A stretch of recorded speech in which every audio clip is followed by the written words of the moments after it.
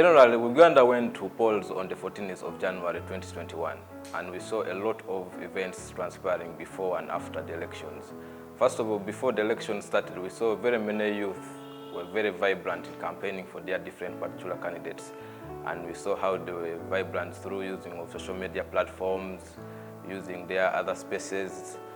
But we came to realize that onwards towards election day, when the government decided to put a total shutdown on the internet, we found that youth were cut off. They didn't know what was happening in the country, and most of them had to rely on the mainstream media like TV and newspapers to understand what was transpiring in the country. And I felt like that wasn't good for our transmission of news and also knowing what is happening on ground, because we now understand that social media is one of the platforms youth benefit from, especially sharing information from various parts of the country on what's happening. Youth should not be motivated to participate in elections by inducements or money.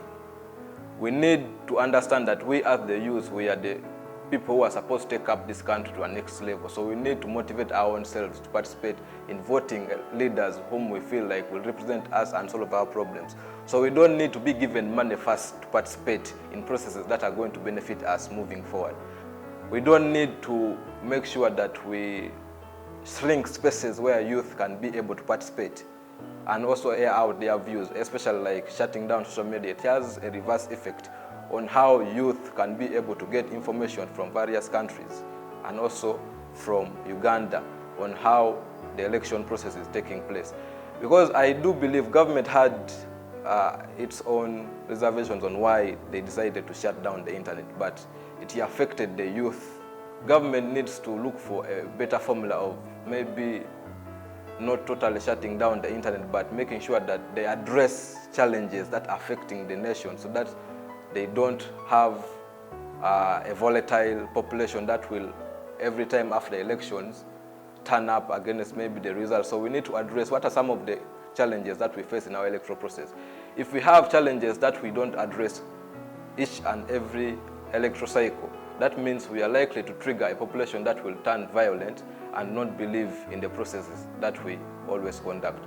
When I looked at the electoral campaign season, the way it went, of course we saw it tailored into context of that they were trying to safeguard people from contracting COVID and also making sure that candidates abide by the laws that were put in place.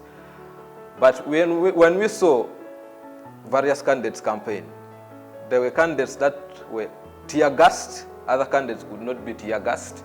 So that caused a lot of questions in the community. They were saying, why is it that opposition members are the ones that are often facing the wrath of the security forces, while candidates standing under the ruling party, the NRM, are not facing the same wrath of the security forces? So that tended to anger a certain section of the population.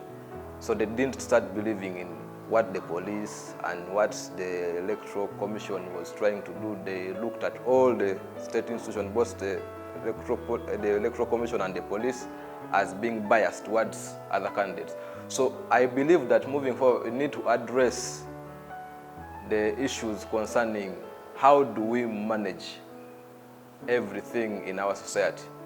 So youth should start participating in electoral processes so that they can be able to be part of the table that decides on the policies that benefit the country and will also benefit the youth themselves.